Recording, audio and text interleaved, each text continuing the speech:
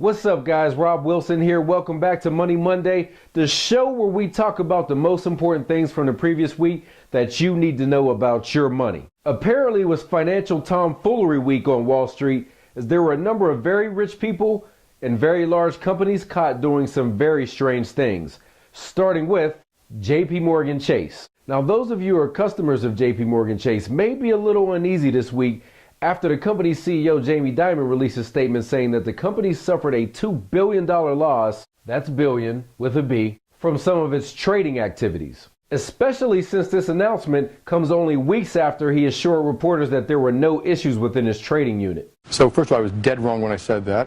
I obviously didn't know because I never would have said that. Now, on the surface, $2 billion isn't a life-threatening amount to the company. After all, it did make $4.5 billion in the first quarter of this year alone. But losses like this do start to bring up memories of the financial crisis that just hit in 2008. See, what happened in 2008, and seems to be happening again, is that traders will sometimes purchase insurance to hedge the company against certain risks that it has on its balance sheet. Sort of like you go out and buy auto insurance to hedge yourself against the risk of damaging someone else's vehicle. Or you buy health insurance to hedge yourself against the risk of getting sick. The problem is, these traders were making bets that were sort of like hedging yourself against losses at the craps table by going and putting some money on the blackjack table. Double down. What? Got an 11. You always double down on 11. And unfortunately, with those types of bets, you know the house always wins. 21. I'm telling you, baby, you always double down on 11. Yeah, well, obviously not always. So if you caught those headlines last week and you're feeling a little nervous, your checking account at JP Morgan Chase looks to be safe for the moment. What you should be concerned about is that it appears as though the big banks haven't learned their lesson from the financial crisis of 2008, and they're back to their old tricks of taking on the types of risks that got us in this problem in the first place. So moving forward, you're going to want to be mindful about the types of risks that your bank is taking with your money. Or maybe think about going to a credit union where you won't have to worry about these issues at all. Now, speaking of issues, former NFL superstar Terrell Owens was back in the news this week after he went on the Dr. Phil show to confront the mothers of his children about unpaid child support and his financial situation. Now, you guys know I work with a number of NFL players, so I hate hearing the stories about what happens to these guys and their money. But I've also got to be fair. The players have to take some responsibility if they end up mismanaging their funds. You've made a lot of money in your career, right? Yes, I have. Well, how much money would you say you've made? I have no idea. 40, 50 million. $67 million have a ring to it? What's that? 67 million, does that sound familiar? Somewhere maybe, possibly around there. Now, guys, you can't properly manage your finances if you're not even keeping track of what's coming in. Now, I would argue if you made $50 or $60 million, it's important to keep track of it because you don't know if someone's being a little less than scrupulous with your money if you don't have a keen eye on it. But even if you make less than that, it's going to be important for you to know what's coming in and what's going out because you're going to need to be efficient with your resources. But let's also be fair to Terrell Owens here. These women aren't making it easy on him. Are you a gold digger? No, far from.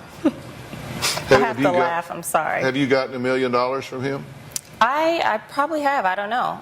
Now let me get this straight. This one got $1 million from Terrell Owens in child support, and she's on Dr. Phil crying about how she needs more money. Now I know a lot of you ladies celebrated Mother's Day yesterday, and you've been able to do some wonderful things for your children with less than $1 million. So if it costs $1 million to raise a child in this economy, remind me to hold off on that decision for a while. Now, I know these cases with professional athletes are extreme, but the bottom line here is no matter how much you make, it's your responsibility to be on top of your financial situation. No one should care about your money more than you do.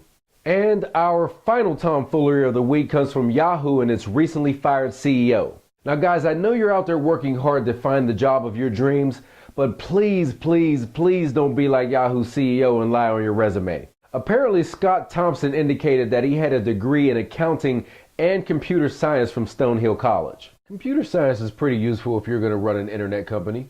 However, a shareholder activist group brought to light that his degree was only in accounting. And not only that, the woman from the Yahoo board that was responsible for hiring him, Patty Hart, the CEO of International Game Technology, her resume also came into question as her bio states that she had a degree in marketing and economics when she really only has a degree in business management with specialties in marketing and economics. Now, these things may only seem like technicalities or little white lies on your resume, but as you can see, it can be very embarrassing and pretty harmful to your career. The best way to enhance your resume is to first be truthful about your accomplishments. Honesty is the best policy. But if you do feel like there are some gaps on your resume, try going back and getting some extra training, or maybe joining a nonprofit board so you get some additional leadership experience. Which brings me to the question of the day.